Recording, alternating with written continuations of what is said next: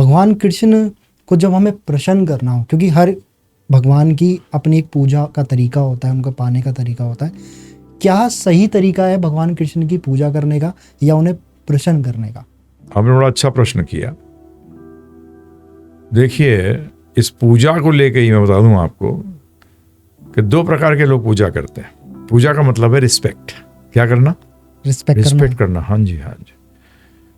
एक होता है जो पूजा करता है, जिसको मैं कहता हूं चमचा है। क्या है? चमचा। और एक पूजा करता है जो उनका भक्त है। दोनों में बहुत बड़ा भेद है।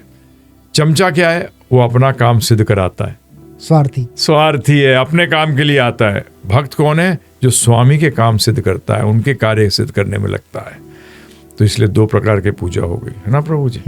तो क्या बनना चाहिए, चमचा या भक्त? भक्त बनना चाहिए। इसलिए आप लोग आरती में गाते भी हैं, भक्त जनों के कष्ट क्षण में दूर करें।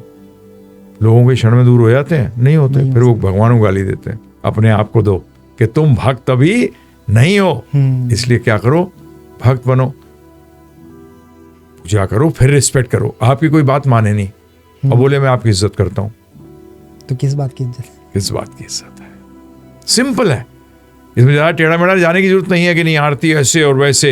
अरे गलत भी कर देगा तो भी अगर दिल से कर रहा है, क्लियर, कोई प्रॉब्लम नहीं है, क्योंकि हम परफेक्ट है नहीं। भगवान को छोड़ के कोई परफेक्ट नहीं है। तो इसलिए गलती हो जाएगी, त्रुटि, परंतु भाव है ना पूरा। अब आती है दूसरी बात, इसी चीज को लेके प्रश्न जो आपने कहा ना कि कैसे भगवान को खुश कैसे करें। हाँ। बड़ा सिंपल है, जो प्रिय होता है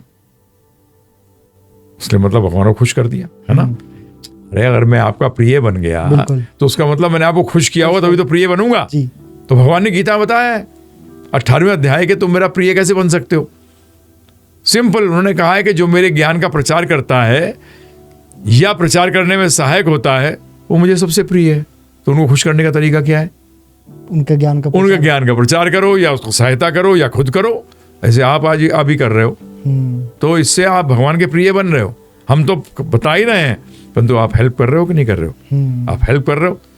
तो ये बेस्ट तरीका है कि भगवान की आज्ञा का पालन करो और लोगों से आज्ञा बताओ लोगों को।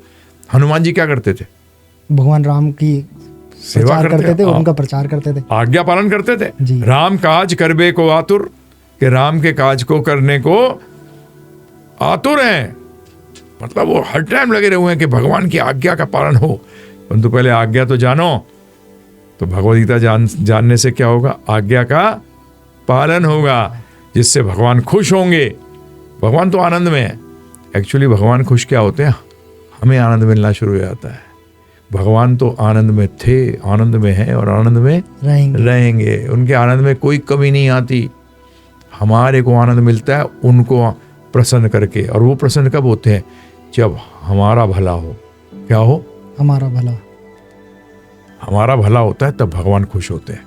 जैसे एक पिता कब खुश होता है? जब पुत्र का भला होता है ना जी। वो अपनी खुशी से ज्यादा उसकी खुशी में खुश होता है। भगवान तो खुश हैं, वो तो पूर्ण है। उनमें तो जरा से छटाक भर भी कमी नहीं है। तो कमी किसमें है? हम लोगों में कमी। तो भगवान चाहते हैं कि हमें वो आनंद प्राप्त हो, इसलिए बड़े खुश होंगे। तो खुश करने का तरीका क्या हुआ?